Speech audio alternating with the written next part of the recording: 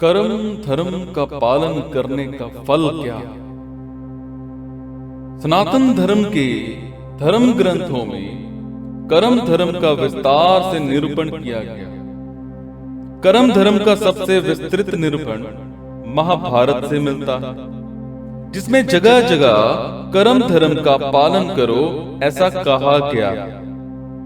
परंतु उन्हीं ग्रंथों में ये भी कहीं कहीं कहा गया है कि कर्म धर्म का पालन करना उचित नहीं है, क्योंकि कर्म धर्म का फल नश्वर है। मतलब नश्वर फल की कामना करना नहीं चाहिए। अब ये बात किस आधार पर कहा जाता है और कर्म धर्म का फल क्या है, वो अब प्रमाणों द्वारा जानिए। कर्म धर्म क्या है?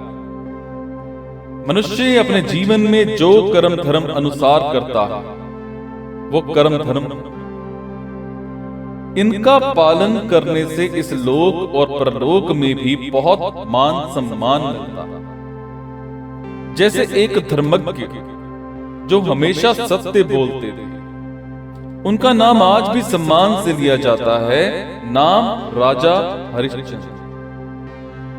अगर पुरुषोत्तम पुरुषों में उत्तम किसी को कहा जाता है तो वो श्री राम को कहा जाता है, जिन्होंने धर्म का पालन करने के लिए क्या कुछ नहीं किया। कर्म धर्म का फल क्या है? इष्ट और सकाम कर्मों को ही श्रेष्ठ मानने वाले अत्यंत मूर्ख लोग उससे भिन्न वास्तविक श्रेय को नहीं जानते।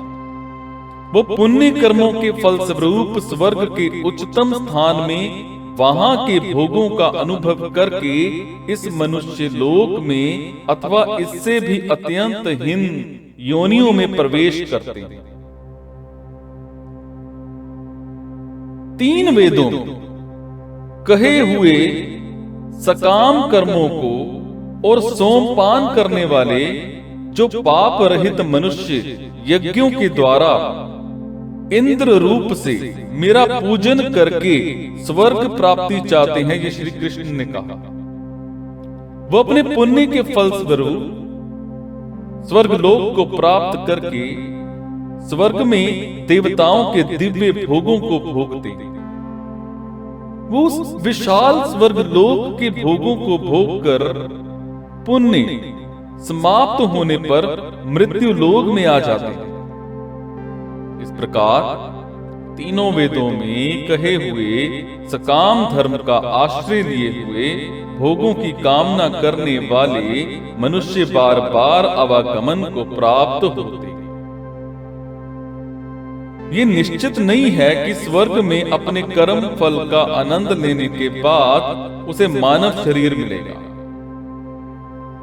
जैसा कहा गया कि वहां के भोगों का अनुभव करके इस मनुष्य लोक में अथवा इससे भी अत्यंत हीन योनियों में प्रवेश करते हैं।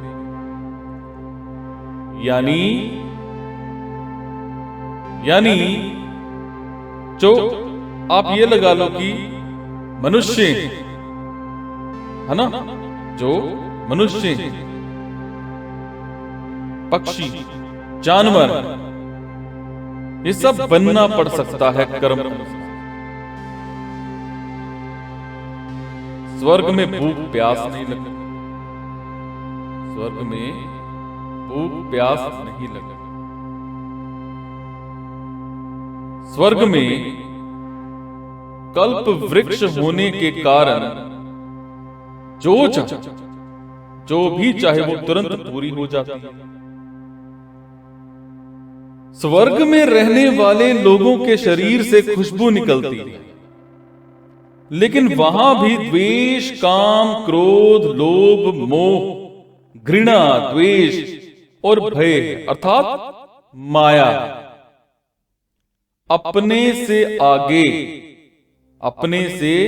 आगे वाले स्वर्गलोक के सुख को देखकर जलन है।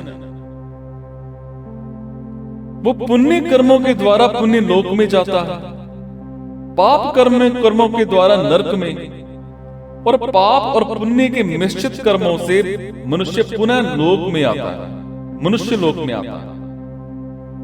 तो कर्म धर्म का ये फल है कि थोड़े दिन को स्वर्ग मिलता है, वहां भी माया है, फिर उसके बाद वापस 84 लाख के बाद ये किसी शरीर में जाना पड़ता है। यानी अपने किए हुए कर्म के अनुसार स्वर्ग नरक भोग कर फिर मनुष्य लोक में जन्म लेना पड़ता है। इसीलिए श्री कृष्ण ने गीता में कहा, देवताओं का पूजन करने वाले, मतलब शरीर छोड़ने पर देवताओं को प्राप्त होते हैं, पितरों का पूजन करने वाले पितरों को प्राप्त होते हैं, भूत प्रेतों का पूजन करने वाले भूत प्रेतों को प्राप्त होते हैं, परंतु मेरा पूजन करने वाले मेरे को ही प्राप्त होते हैं। कर्म धर्म का पालन करने से श्रेष्ठ भगवान की भक्ति है, क्योंकि कर्म धर्म कुछ समय का स्वर्ग तक इस लोक में केवल मान सम्मान वैभव आदि ही दे सकता है।